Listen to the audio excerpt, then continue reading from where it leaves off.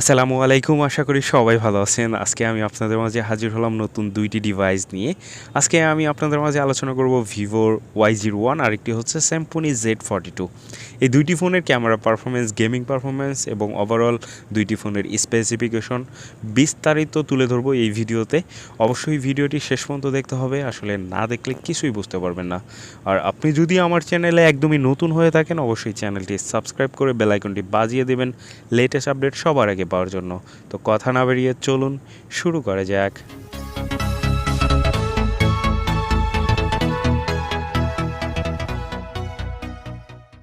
শুরুতেই যদি দুইটি ডিভাইসের প্রাইস নিয়ে কথা বলি, Y01-এর প্রাইস ধরা হয়েছে ৯,৯৯০ টাকা, সিম্ফনি Z42-র প্রাইস ধরা হয়েছে ৯,৫৯৯ টাকা।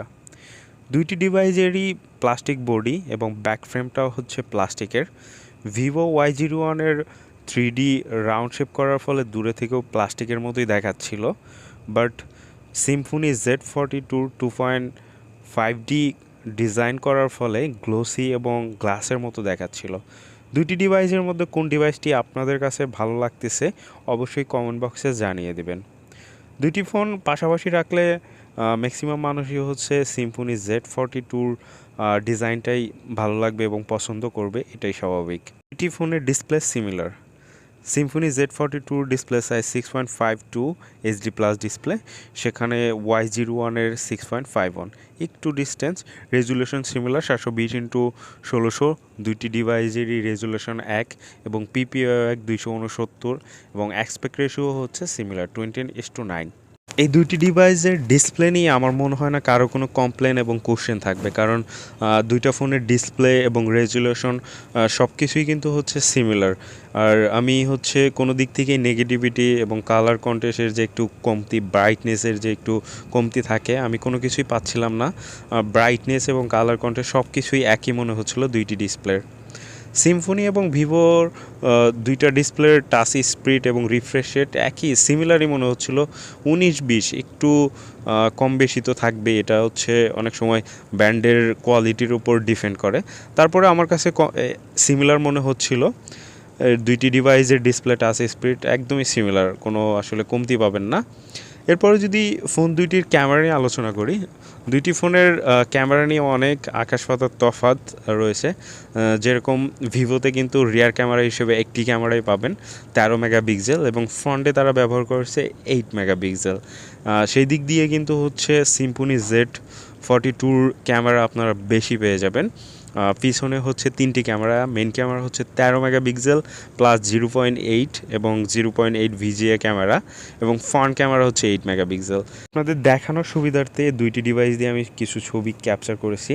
এই ছবিটি হচ্ছে সিম্ফনি Z42 দিয়ে তোলা, আর একটি হচ্ছে ভিভো Y01। দুইটি ডিভাইস দিয়ে সিমিলার কিছু ছবি তুলছি একই জায়গা থেকে, একই লাইট কন্ডিশনে।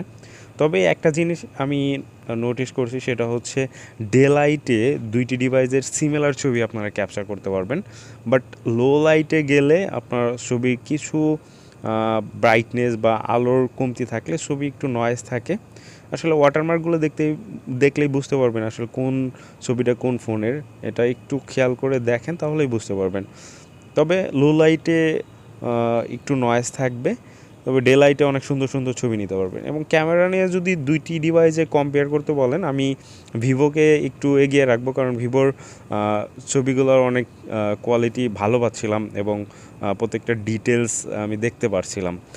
সেটা আসলে যখন আপনারা ফোন দুইটা হাতে নিয়ে এক্সপিরিয়েন্স করবেন এবং শপে গিয়ে আপনারা ছবি তুলবেন, তখন আসলে বুঝতে পারবেন দুইটার ক্যামেরার কোয়ালিটি কীরকম। যদিও সিম্ফনির তিনটা ক্যামেরা ব্যবহার করা হয়েছে, তিনটা ক্যামেরা ব্যবহার করলেও ক্যামেরার কোয়ালিটিটা অতটা আমি ভালো পাই নাই। সিম্ফনি Z42-তে র্যাম হিসেবে পেয়ে যাবেন 3GB র্যাম এবং 32GB রোম, এবং ভিভো Y01-এর র্যাম হিসেবে পেয়ে যাবেন 2GB এবং 32GB। এদিকে সিম্ফনি Z42-কে একটু এগিয়েই রাখবো, কারণ এখানে র্যাম বেশি পাবেন। এবং প্রসেসর হিসেবে ব্যবহার করা হয়েছে সিম্ফনি Z42-তে A20 1.8 GHz quad core processor, ওইদিকে ভিভো Y01-এ পাবেন মিডিয়াটেকের Helio P35 2.3 GHz octa core processor. অবশ্যই এইদিকে আবার ভিভোর প্রসেসর অনেক ভালো, কারণ কোয়াড কোরের থেকে অবশ্যই অক্টা কোরের প্রসেসর অনেক বেটার। আর হিলিও P35 15,000 টাকার ডিভাইসে অনেকগুলো ব্র্যান্ড ব্যবহার করছে, সেক্ষেত্রে প্রসেসরটা অনেক ভালো পাবেন। একটা ফোনের গেমিং পারফরমেন্স আসলে ডিপেন্ড করে প্রসেসর, র্যাম রোম এবং জিপিইউর উপরে। সেক্ষেত্রে ভিভোর র্যাম কম হইলেও প্রসেসর এবং জিপিইউটা অনেক ভালো, যার ফলে গেমিং পারফরমেন্সটা ভিভো Y01 বেশি পাবেন। সত্যি কথা বলতে 10,000 টাকা নিচে আমরা যারা ডিভাইস খুঁজি তারা আসলে গেমিং পারফরমেন্সের জন্য ফোন পারচেস করতে চাই না। এই প্রাইস রেঞ্জে আসলে ওভারঅল পারফরমেন্স আমরা বিচার করি। সেক্ষেত্রে র্যাম রুম যদি বেশি চান অবশ্যই সিম্ফনি Z42 র্যাম বেশি পাবেন। আর প্রসেসর যদি ভালো চান অবশ্যই ভিভো Y01। দুইটা ডিভাইস আসলে দুই দিক দিয়ে বেস্ট, আপনাদের যেটা ভালো লাগে আপনারা ওইটাই আসলে চুজ করতে পারেন। তবে আমার কাছে দুইটা ডিভাইসের দুই দিক দিয়েই বেস্ট মনে হচ্ছে। প্রসেসরের দিক দিয়ে Y01 এবং র্যামের দিক দিয়ে হচ্ছে সিম্ফনি Z42। আর দুইটি ফোনেতেই হচ্ছে ব্যাটারি কিন্তু 5000 mAh বিগ ব্যাটারি ব্যবহার করা হয়েছে। আশা করি চার্জ ব্যাকআপ দুইটা ফোনে সিমিলার আপনারা পেয়ে যাবেন এবং সাথে 10 ওয়াটের চার্জার পাবেন। চার্জ তুলতে একটু সময় লাগবে, 2 থেকে 3 ঘন্টা সময় লাগতে পারে ফুল চার্জ হইতে। এক একটা ডিভাইস এক এক দিক দিয়ে এগিয়ে আছে, তবে আমি সিম্ফনিকেই একটু এগিয়ে রাখবো, কারণ র্যাম রুম প্লাস হচ্ছে ডিজাইন আউটলুকিং সব কিছুই আমার কাছে সিম্ফনি Z42টাকে ভাল লাগছে। সেই কারণে আমি যদি পারচেস করি অবশ্যই 9,590 টাকার মধ্যে আমি সিম্ফনি Z42টাকেই বেছে নেব। কারণ কেন 500 টাকা বেশি দিয়ে 1 GB র্যাম কমের ফোন কিনবো ভিভো Y01। তো সেই দিক দিয়ে আমি সিম্ফনি Z42টাকেই বেছে নিতে চাই।